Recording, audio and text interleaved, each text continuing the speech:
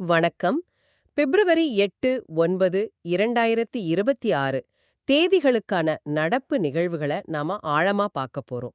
குறிப்பா banking, SSC, UPSC, railways தேர்வுகளுக்கு தயாராகிறவங்களுக்கு இது ரொம்பவே உதவியா இருக்கும். ஆமா. இது வெறும் செய்திகள் இல்ல. தேர்வு நோக்குல ஒவ்வொரு தலைப்புக்கு பின்னாலயும் என்ன இருக்கு, அதோட முக்கிய புள்ளி விவரங்கள் என்னன்னு ஒரு முழுமையான அலசலா இருக்கும். சரி, நேரடியா விஷயத்துக்கு போலாமா? போலாம். முதல்ல பேங்கிங் அண்ட் ஃபைனான்ஸ். ஆர்பிஐயோட 6th bi monthly monetary policy வந்திருக்கு. இதுல எல்லாரும் கவனிச்ச விஷயம் repo rate. Correct. 25 basis points குறைச்சிருக்காங்க. இப்ப 5.25% இருக்கு. பொருளாதாரம் இன்னும் வேகமா வளரணும்னு ஆர்பிஐ ஒரு உந்துதல் கொடுக்குது. இது ஒருமனதா எடுத்த முடிவுன்னு சொல்றாங்க. சரி, இந்த ரெப்போ ரேட் கூடவே மத்த விகிதங்களையும் நம்ம ஞாபகம் வச்சுக்கணுமா? நிச்சயமா. தேர்வுல இது கேட்பாங்க. ஸ்டாண்டிங் டெபாசிட் ஃபெசிலிட்டி, அதாவது எஸ்டிஎஃப் 5%. அப்புறம் marginal standing facility MSF 5.5%. Bank ரேட்டும் 5.5% தான். இந்த எண்கள் ரொம்ப முக்கியம். சரி, அடுத்த ஆர்பிஐயோட இன்னொரு முக்கியமான அறிவிப்பு, டிஜிட்டல் ஃப்ராட் காம்பன்சேஷன் திட்டம். இது கொஞ்சம் சுவாரஸ்யமா இருக்கு. ஆமா. இது வெறும் பணத்தை திருப்பி கொடுக்கறது இல்ல. இதுல ஒரு கொள்கை முடிவு இருக்கு.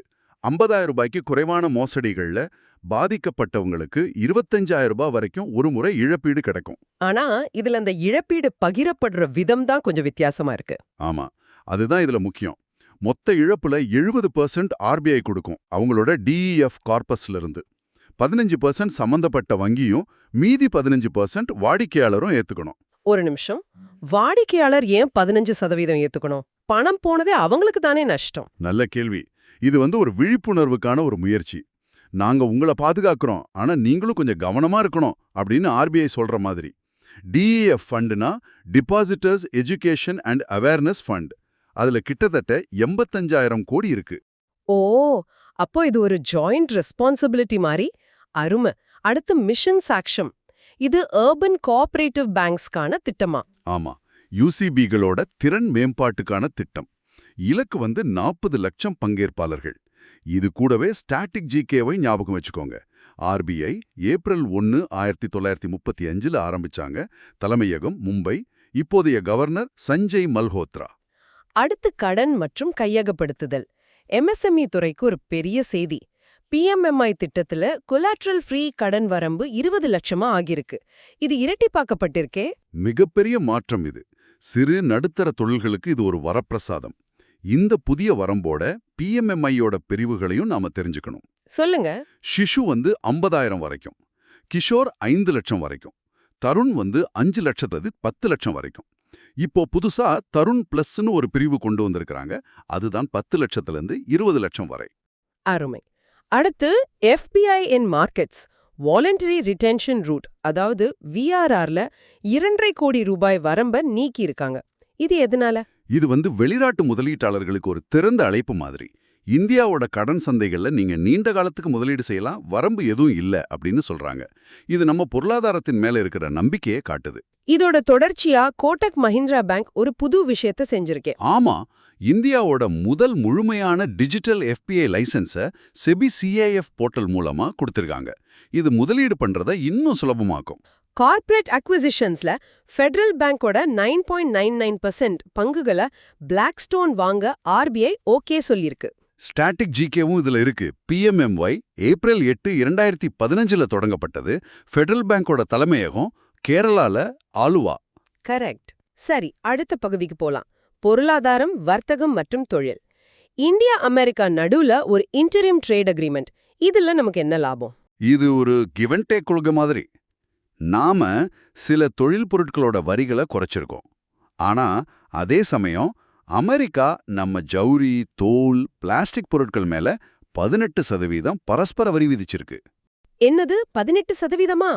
இது நம்ம ஏற்றுமதியாளர்களுக்கு ஒரு பெரிய பாதிப்பாச்சே. பாதிப்பு இருக்கும் தான். ஆனா இந்த ஒப்பந்தத்தோட இன்னொரு பக்கத்தையும் பார்க்கணும். அடுத்த 5 வருஷத்துல நாம அமெரிக்கா கிட்ட இருந்து 500 பில்லியன் மதிப்புள்ள எரிசக்தி, விமானம், தொழில்நுட்பம், நிலக்கரின்னு வாங்க போறோம். சோ இது ஒரு நீண்ட கால சீலர பார்வை. புரிஞ்சது. ஒரு துறையில இருக்கிற சவால இன்னொரு துறையில இருக்கிற வாய்ப்பை வச்சு சமன் செய்யறாங்க. சரி, ஸ்டார்ட் அப் இந்தியா திட்டத்திலயும் ஒரு விரிவாக்கம். டீப் டெக் ஸ்டார்ட் அப்ஸ் அப்படின்னு ஒரு புது வகை வந்திருக்கு. ஆமா. Deep டெக்னா AI, block chain, robotics மாதிரி அதிநவீன தொழில்நுட்பங்கள்ல வேலை செய்யற ஸ்டார்ட் அப்கள். இவங்களுக்கு ஆராய்ச்சி செய்யவே அதிக காலமாகும். அதனால தான் அங்கீகார காலத்தை 10 வருஷத்திலிருந்து 20 வருஷமாவும், டேர்ன் ஓவர் கேப்பை 200 கோடியிலிருந்து 300 கோடியாவும் உயர்த்தியிருக்காங்க. நல்ல விஷயம். சுரங்கத்துறையில என்ன சீர்திருத்தம்? Offshore areas mineral rules 2026. இதுல ரொம்ப முக்கியமானது, சட்டவிரோத சுரங்கத்தை தடுக்க ரியல் டைம் எலக்ட்ரானிக் மானிட்டரிங் கட்டாயமாக்கி இருக்கிறது தான். அடுத்ததா தேசிய விவகாரங்கள். டிஜிட்டல் பப்ளிக் இன்ஃப்ராஸ்ட்ரக்சர், அதாவது டிபிஐல இந்தியா உலகளவுல முன்னிலையில இருக்கு போல. நிச்சயமா 23 நாடுகளோட டிபிஐ புரிந்துணர்வு ஒப்பந்தம் போட்டிருக்கோம். நம்ம யூபிஐ இப்போ 8 நாடுகள்ல நேரடியில இருக்கு. இது நம்மளோட சாஃப்ட் பவருக்கு ஒரு பெரிய உதாரணம். நாம வெறும் தொழில்நுட்பத்தை விற்கல, ஒரு கட்டமைப்பே ஏற்றுமதி செய்றோம். ஃபவுண்டேஷனும் சேர்ந்து 5000 மாணவர்களுக்கு இலவச ஆன்லைன் பயிற்சி கொடுக்கறாங்க. ஆமா, எஸ்சி, ஓபிசி, பிஎம் கேர்ஸ் குழந்தைகள் பிரிவைச் சேர்ந்தவங்களுக்கு இது ஒரு பெரிய வாய்ப்பு. அதே போல PMAU 2.0 திட்டத்தின் கீழே 3.53 லட்சம் வீடுகளுக்கு ஒப்புதல். இதுல பெண்கள், திருநங்கைகளுக்கு முக்கியத்துவம் கொடுக்கறது பாராட்ட வேண்டிய விஷயம். ஆந்திர பிரதேசத்தோட கிளீன் எனர்ஜி ஹப் 2035 திட்டம் 7-10 லட்சம் கோடி முதலீடு. இது ரொம்ப பிரம்மாண்டமா இருக்கே. ரொம்ப லட்சியமான திட்டம். நீத்தி ஆயோக் உதவியோட இதை முன்மொழிஞ்சிருக்காங்க. இலக்கு 35 கிகாவாட் சோலார், 12 கிகாவாட் காற்றாலை மின்சாரம். இது நம்மளோட பசுமை எரிசக்தி இலக்குகளுக்கு பெரிய அளவுல உதவும். பவர் கிரிட் ரீஸ்ட்ரக்சரிங்கும் ஒரு பெரிய சீரமைப்பு நடவடிக்கை தான். சரி, இப்போ மாநில செய்திகளை பார்க்கலாம். நாகாலாந்துல ஃப்ரான்டியர் நாகாலாந்து டெரிட்டோரியல் அத்தாரிட்டி, அதாவது FNTA ஒப்பந்தம். இது ஒரு வரலாற்று முக்கியத்துவம் வாய்ந்ததா? கண்டிப்பா. இது ஒரு மும்முனை ஒப்பந்தம். மத்திய அரசு, மாநில அரசு மற்றும் ENPOக்கு நடுவுல கையெழுத்தாயிருக்கு. இது 6 கிழக்கு மாவட்டங்களுக்கு நிர்வாக சுயாட்சி கொடுக்கும். இது ஒரு நீண்ட கால பிரச்சனைக்கு கிடைச்சிருக்க ஒரு தீர்வு. கோவா ஒரு சாதனை செஞ்சிருக்கு. கேரளாவுக்கு அப்புறம் பேர்ட் அட்லஸ் வெளியிட்ட 2வது மாநிலம். ஆமா, இது வெறும் பறவைகளை கணக்கெடுக்கிறது இல்ல. ஒரு பகுதியோட சுற்றுச்சூழல் ஆரோக்கியத்தை காட்டுற ஒரு குறியீடு இது. 9வது பறவைகள் திருவிழாவில் இதை வெளியிட்டாங்க. டெல்லி, பீகார்ல என்ன விசேஷம்? டெல்லியில ஆபரேஷன் சாஸ்திரா. சமூக ஊடகங்கள்ல ஆயுதங்கள், வதந்திகளை பரப்புபவர்கள் மேல காவல்துறை நடவடிக்கை. பீகார்ல ஓம் பிர்லா நேஷனல் விதான் அப்ளிகேஷன், அதாவது நீவா திட்டத்தை தொடங்கி வச்சிருக்காரு. சட்டமன்றத்தை டிஜிட்டல் ஆக்குற முயற்சி இது. அடுத்தது சர்வதேச உறவுகள். ஐக்கிய நாடுகள் சபையோட 2026 பட்ஜெட்டுக்கு இந்தியா 35.18 மில்லியன் கொடுத்திருக்கு. ஆனர் ரோல் பட்டியலையும் வந்திருக்கு. ஆமா, இத சரியான நேரத்துல முழு பணத்தையும் செலுத்துற நாடுகளுக்கு கிடைக்கிற ஒரு மரியாதை. இது உலக அரங்குல இந்தியாவின் நம்பகத்தன்மையை கூட்டுது. ஜெய்சங்கரோட அமெரிக்க பயணத்துல ஃபோர்ஜ் ஹைட்ரஜன் ஃபெலோஷிப் ப்ரோக்ராம்னு 2 முக்கியமான விஷயங்கள் நடந்திருக்கு. ரெண்டுமே எதிர்காலத்துக்கான முதலீடுகள். ஃபோர்ஜ் செமிகண்டக்டர் சிப் மாதிரி முக்கியமான கனிம வளங்களை பெறுவதற்கான ஒரு உலகளாவிய முயற்சி. Hydrogen fellowship programme green hydrogen ஆராய்ச்சியில நம்மள முன்னெடுத்தோம். உலக சுகாதார அமைப்போட கோர் நெட்வொர்க்ல நியூயார்க் நகரம் இணைஞ்சிருக்கு. இதுல இந்தியாவுக்கும் பங்கு இருக்கா? இருக்கு. நம்ம ICMR, NIE, NCDC எல்லாம் இதுல பார்ட்னர்கள். இது பெருந்தொற்றுக்கு எதிரான ஒரு உலகளாவிய ஒத்துழைப்புக்கான ஒரு தளம். QS பெஸ்ட் ஸ்டூடெண்ட் சிட்டிஸ் 2026 தரவரிசையில டெல்லிக்கு முதலிடம். இது ஒரு நல்ல செய்தி. ஆமா, குறிப்பா அஃபோர்டபிலிட்டி பிரிவுல, அதாவது குறைந்த செலவுல படிக்கிறதுக்கும் வாழ்றதுக்கும் சிறந்த நகரம்னு முதலிடம் பிடிச்சிருக்கு. மும்பை 11வது இடத்துலயும் பெங்களூரு 15வது இடத்துலயும் இருக்கு. இப்போ பாதுகாப்பு, அறிவியல் மற்றும் தொழில்நுட்பம். அக்னி 3 ஏவுகணை சோதனை வெற்றிகரமா நடந்திருக்கு. ஆமா, ஒடிசாவுல சாந்திப்பூர்ல. இது ஒரு intermediate range ballistic missile, IRBM. 3000 3500 kilometre வரைக்கும் போகும். இது அணு ஆயுதங்களை சுமந்து செல்லும் திறன் கொண்டது. இது நம்ம நாட்டின் பாதுகாப்பு திறனை வலுப்படுத்துது. பாதுகாப்புல இன்னொரு முக்கியமான முதல் நிகழ்வு. நம்ம தூத்துக்குடி VOC துறைமுகம் ஆன்டி ட்ரோன் சிஸ்டமை நிறுவியிருக்கு. ஆமா, இந்தியாவிலே முதல் முறையா ஒரு துறைமுகத்துல. இது 360 டிகிரி கோணத்துல 5 கிலோமீட்டர் தூரம் வரை கண்காணிக்க முடியும். கடத்தல், உளவு மாதிரி ட்ரோன் அச்சுறுத்தல்களை தடுக்க இது ரொம்ப அவசியம். இந்திய கடலோர காவல்படை ICG தங்களோட 50வது உதய தினத்தை கொண்டாடியிருக்காங்க. ஆமா, அறிவியல் துறையில பார்த்தா அப்பாஜி ஏரோஸ்பேஸ் நிறுவனம் ஆஸ்திரேலியாவோட சேர்ந்து 15 ஆம்பிபியன் ஏர்கிராஃப்ட், அதாவது நீர்லையும் தரையிலையும் இறங்குற விமானங்களை வாங்க ஒப்பந்தம் போட்டிருக்காங்க. ஏர்பஸ் நிறுவனம் கதி சக்தி விஸ்வவித்யாலயால ஒரு சென்டர் ஆஃப் எக்ஸலன்ஸை நிறுவியிருக்காங்க. ஐஐடி மெட்ராஸும் ஒரு வெஞ்சர் கேபிட்டல் நிதி தொடங்கியிருக்கே. ஆமா, IITM யூனிகார்ன் ஃப்ரான்டியர் ஃபண்ட் இதோட மதிப்பு 600 கோடி. உயர் தொழில்நுட்ப ஸ்டார்ட் அப்களுக்கு இது உதவும். அருமை. இப்போ கடைசி பகுதி, நியமனங்கள், விருதுகள் மற்றும் விளையாட்டு. 2026க்கான குளோபல் டீச்சர் பிரைஸ் விருத இந்தியாவைச் சேர்ந்த ரூபல் நாகி வாங்கியிருக்காங்க. இது ஒரு மிகப்பெரிய பெருமை.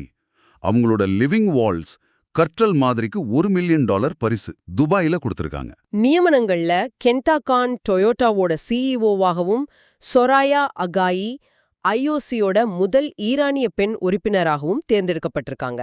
சரி, இப்போ விளையாட்டு. ICC U19 ஆண்கள் கிரிக்கெட் உலக கோப்பைய இந்தியா 6வது முறையா ஜெயிச்சிருக்கு. ஆனா இந்த வெற்றியில வைபவ் சூரியவம்சியோட ஆட்டம் தான் ஹைலைட். முற்றிலும். இறுதிப் போட்டியில 80 பந்துல 175 ரன்கள். நம்பவே முடியாத ஒரு ஆட்டம். அவர்தான் தொடர் நாயகன் விருதும் வாங்கினார். இந்தியா அடிச்ச 419 ஒரு புதிய சாதனை. ஆசிய துப்பாக்கி சுடுதல் சாம்பியன்ஷிப்லயும் இந்தியா முதலிடம். ஆமா, 43 பதக்கங்கள், அதுல 27 தங்கம். நம்ம துப்பாக்கி சுடுதல் வீரர்கள் கலக்கிட்டாங்க. பாரா த்ரோபால் ஃபெடரேஷன் கப்ல பெண்கள்ல ஜார்க்கண்டும் ஆண்கள்ல ஆந்திர பிரதேசமும் தங்கம் ஜெயிச்சாங்க. அருமை. எல்லாத்தையும் ஒரு முறை பார்த்துட்டோம். இப்போ ஒரு சின்ன வினாடி வினா. நீங்க எந்த அளவுக்கு கவனிச்சீங்கன்னு பார்க்கலாம். கேட்கலாம். முதல் கேள்வி, PMMY இன் கீழ் தருண் பிளஸ் பிரிவிற்கான புதிய கொலாட்ரல் ஃப்ரீ கடன் வரம்பு என்ன? பதில் 20 லட்சம் ரூபாய். இது MSME துறைக்கு ஒரு பெரிய ஊக்கத்தை கொடுப்பதற்காக இரட்டிப்பாக்கப்பட்டது. கரெக்ட்.